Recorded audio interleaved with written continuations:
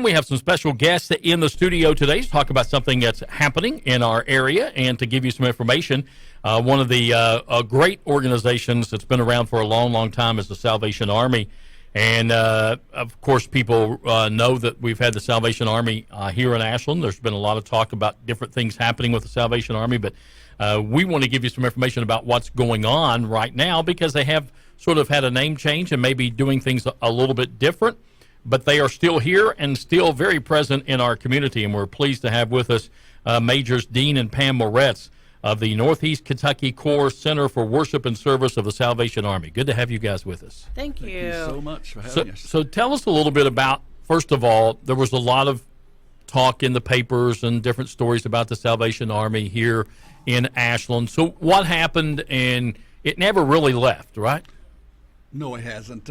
We've been doing emergency sheltering here for years now, and there was a concern about income Right. and the things that's going on because of COVID. And I believe it was advertised that we were going to close the shelter on March the 30th. But because of COVID, we decided to keep it open, and the commitment was made by our territorial leaders and our divisional leaders that we would keep Ashland open because it's a very unique place, and where we sit in the state, there's not another Salvation Army as far as in Kentucky for 100 miles. Ah, yeah. So we thought that was too large of an area not to cover with the services of the Salvation Army. So we've made a commitment to be here. They've sent my wife and I here as officers, and we'll be here for the long haul, and we'll see how long the Lord blesses us. But because we made that commitment, we also have to make a commitment to raise local funds to help the folks here in Ashland and the surrounding counties. Okay, now you've expanded also the area that you serve. That's right. The territories now are Carter, Elliott, Boyd, Floyd. That kind of rhymes, doesn't it? Greenup, Johnson, Lawrence, Lewis, Martin, Mason, Morgan, Pipe, and Rowan. Say that 10 times, right? Yeah, and that's a big area. I mean, you're talking about, coming from the Moorhead area, all the way down through West Liberty and all the way down to Pikeville. I mean, that's a big area to cover. Yeah, so we're going to need a lot of help, and those that are listening to the radio, maybe some of the mayors and the movers and shakers of these communities. We want to be in that community to help meet human needs without discrimination, but we can't do it alone. Actually, we can, but it's not pretty. It's nice that we have some support. Absolutely. And it's comforting to know there are 32 other organizations here in Ashland that are pretty much doing the same thing. Providing services. Yeah, and it's not that one's better than the other, or Right. it is the need is great. Yes. And we're glad that we've been able to keep the emergency shelter open for the homeless, and we'll continue to do so until God tells us no more. Now, let's talk about the emergency shelter for the homeless. There are some guidelines to that, too, right? Absolutely. It's important that we get folks off the street in situations where they are in a desperate need and it's an emergency for their life. Now, we all know there's some people that choose to live out on the street, and that's just their lifestyle, and they like it that way. But there's some people that are forced into homelessness because of no fault of their own. They lose their job and they can't pay the rent. So Health issues. of course, yeah. outside they go, and they need a place to go, and not only a place to go for shelter, but also a place they can find some social service help to get them going out looking for jobs, getting clothing to go look for jobs, and being able to have access to some of the essentials of life, and that's what our shelter provides. Now, our shelter is open from 6 p.m. to 8 a.m. So they come in, they sign up between 6 and 9, and then they spend the night, and they get a breakfast, and then they are sent doing what they need to do. Off, right, hopefully trying to find a job or trying to find a home or Absolutely. whatever. Now, they can only stay for so long a period of time, too, right? Right. Well, about 30 days, and then we try to, within the 30 days, to get them to be self-sufficient by looking for work. And if anyone listening to this radio, any of the merchants and business owners out there have need of employees, just have them call the 606-329-2874, and I'll say that again, 329 2874. 2874. Yeah. Well, we just moved here, and I got to memorize a lot of stuff and get acclimated. 606-329-2874. There you go. All right, now let's Thank talk you. about something you got going on this weekend. Absolutely. Yeah, we just left. And that's called Stuff the Bus, right? Yeah, and it's so much fun because we left one of our buses there that's got the emblem, the logo, Stuff the Bus, up the hill, I guess they call it, and then on 60, Highway 60. Walmart's. The Walmart's, Brad and Bill and them have been very good to us to let us put our big box. So when you go into Walmart, pick up an extra pack of pencils and glue and paper and things for the kiddos, stick it in that Stuff the Bus, and we go and check it out every night, empty it out, and bring it here. So that's at both Walmart locations, the Yes. one on the hill and the one out 60. Yes. So there's a big box in both of those places for the Salvation Army. It's all marked and everything. Yes. And so buy some extra stuff, put in there, and you're going to use this for kids going back to school. Yes. Well, there's need for kids to go back to school, and they don't have any kind of school Yes. supplies whatsoever. We're going to try to help them, give them everything they need to be successful at school. And of course, we don't know what that looks like because of the COVID-19 Right. situation. But again, whether they're working at home or whether they're Sure. working at school, They still need stuff. need the products. And Absolutely. it's important to give them those. And even if they want to get a backpack, Yeah. a gently used backpack, nothing that's ripped or torn or Right. dirty, and just fill it with supplies and just plop it right in that big box, that would be greatly appreciated. Our goal was to hit all these counties, the ones that have Walmarts in them, but there's only 2 of us, and we were not able to go to all the places, but we did hit the ones in town here. Great. So that's going on today, tomorrow, and Sunday. Sunday. Right. Some of the other things that the Salvation Army has, tell us a little bit about the angel tree. I think everybody understands about the red kettles, but we'll talk about that in a moment. Anyway. Yeah, I do the angel tree. Major Dean does the red kettles. Miss Cindy and I are going to head that up. We're going to start applications next month. I know it seems crazy before Right. December, but it takes 3 to 4 months to get ready for that. Sure. So we will hopefully announce that when that application process will begin. It's usually the second, third week of September. This COVID is just kind of throwing everything off, so we're just Yeah. kind of tentative on the date and time. But it will be at the 2212 Carter Avenue location in the gym where we'll store it, and we'll do the applications. Hopefully, we can open up our social services pretty soon. Now, the family store's scheduled to open up October the 3rd. Great. At 10 o'clock in the morning. We'll cut the ribbon and do all that fun stuff. But Great.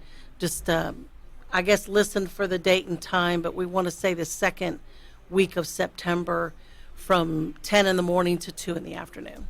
Great. That's fantastic. Now, the Thank red you. kettles, people see at Christmas time, of course, every year.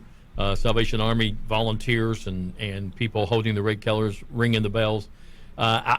If I'm not mistaken, and I might be wrong here, but I think donations were down a little bit last year, weren't they?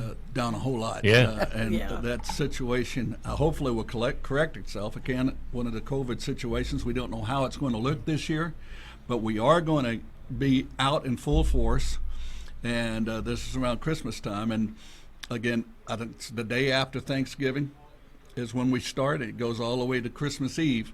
And the goal this year is $200,000. Now, again, that's quite a bit more than what we had last year, but the need is indeed great. And this is our annual appeal at Christmas. It doesn't only help us at Christmas, but it also helps us all year long to provide essential services to those people that are in need. And we feel it's our responsibility as the organization. We have a lot of great organizations here in Ashland, so I'm thankful for that. But we want to do our part and be what we can for this community, because this community is important to us. I'm a country boy at heart. I'm from Virginia, by the way, but I'm a country boy. I grew up on a farm, walked through cow pastures and other things that's in cow pastures. But the idea is I feel right at home in Ashland and in northeast Kentucky, and we're looking forward we're citizens here just like you are. We now have a home over in Greenup County that we're living in. We're living in this community. We want to be a part of this community, and it's important that the Salvation Army be a vital part of helping those in need in the area. So we're excited about that. Absolutely. And Kettles is a big part of that. Oh, absolutely. And let's hope, because in this pandemic, it seems like charitable giving has been up all around, because people staying at home and realizing how bad things are really giving. And there, there's a lot of good news stories out there. So hopefully that'll continue for you guys too, because I know everybody's really familiar with the Red Kettles, and they really need to give, because it really does help a lot of people. Well, we can only do what we do because of our volunteers and donations. And I have a letter that's been constructed. I'm not going to read it, it's too long. But any businesses that has gently used items, I mean, think about it. They're going to have to put it in storage and pay for storage. Why not give it to the Salvation Army? Yeah. And we can give them a letter of reference for their tax preparer as if they sold it off of their shelf. It's called Fair Market Value Program. And I'd love to talk to as many business partners in the community. Going back to Red Kettles, if anyone is interested in applying for the Red Kettles, they can get an application. We start the 1st of November for an interview, and just come to the 2212 Carter Avenue location, and we'll get them set up. Yeah, you need a lot of volunteers. We do. And it's nice to have volunteers to ring bells, because it saves us money. But we do also provide employment for people that are homeless, that are trying to, become self-sufficient. And that's the reason why we want to do that, not only to make a presence, but to help them with a hand up, not so much a handout. Right. Anything else that's going on that you guys want to mention here this morning while we've got a chance about, again, we want to talk about Stuff the Bus at the both Walmarts. Make sure you look at the boxes and put some stuff in there this weekend. But you guys are still having services too, right? Yes, we do. We have a Bible study. The Salvation Army is first and foremost a church. Yes. It's social services, of course, and we have a Bible study at 7 o'clock. Now, last night we started a little early at 6:30, and I provided a little meal. We don't normally do that, but Mama Moret's here. When I eat, everybody eats, right? And you can tell by looking at me. You can't see me on the radio, but, I'm a hefty woman. And then Sunday morning at 8 o'clock, we have another little service in the shelter. Now, when the core church opens, we were hoping to open the end of September. But because of the mandate, the new one, we may have to hold that back a little bit. Yeah. But we are going to open up the family store October the 3rd at 10 o'clock. We want to invite everybody out to do that. Sure, that's going to be good. And the church services will begin probably sometime in September in that building. It's a great facility to have, a little older building, but that's all right. We can use what we've got. But I want to say this, we talked about Christmas and we talked about Angel Tree. Need knows no season. True. And it takes money to work in a situation with shelters. People don't only need food, we need sheets, we need pillowcases, we need blankets for towels, towels, all that toiletries, stuff that you ordinarily need when you take a shower and when you stay at your house. That need is multiplied when you have 25 to 35 people staying in one place. As far as they're separated, men and women, but again, they all have needs. Sure. And if anyone, there's needs that you have physically. If you want to bring something, towels and stuff, you have some sheets that you're no longer using, or anything that you're not using around the house, we want to use those in the shelter. But also monetary donations are accepted at any point. We run on the generosity of others. Right. Yeah, we do a lot of good work. A lot of people say, well, Salvation Army does a lot of good work. That's great to say, but again, we want some help in order to do that work. And we're not afraid to work. My wife will tell you anytime, she's not afraid to work. She works circles around most men I've been around, including myself. But the idea is we can't do it by ourselves, as my wife said, and we have to understand that it takes a community a village, to help others up. Yeah, absolutely. And that's the important part. And when you're of what at the we do. store, too, if you'll pick up an extra can of peas or beans and cornbread, things that you you like to eat. I mean, think about it. You love your Yeah. neighbor as yourself. Yeah. What you like. Of course, I like everything, so I have to grab everything, one of everything. Yes, and bring canned just bring food by, it. non-perishable food items would be great, right? The other day can they somebody- just drop them off anytime? Yeah, yeah. There's usually somebody there. And that's at 2212 Carter Avenue, in case you don't know, here in Ashland. And you could also call 606-329-2874 for more information. And you could also visit SalvationArmyAshland.org. Okay, so SalvationArmyAshland.org, and they can reach out to you guys that way too, right? Yes, sir. And you'll take monetary donations, donations of items, donations of food, and of course all the things that we've talked about. And if people would help contribute with the Stuff the Bus this weekend, that'd be great. Thank you. But we are glad you guys are in our community, and welcome. And we look forward to maybe having you on again, maybe closer to Christmas, talking about Yes, things that are coming up, or anytime you have something special you want to push, be more than happy to do that for you. Oh, thank Sure. you so much. All right. I appreciate it. Thank Thank you very much, Dean and Pam Moretz. They are the majors of the Salvation Army here in not only Ashland, but serving a huge area. Boyd, Carter, Elliott, Floyd, Greenup, Johnson, Lawrence, Lewis, Martin, Mason, Morgan, Pike, and Round counties here in Kentucky. We're pleased to have them as our guests.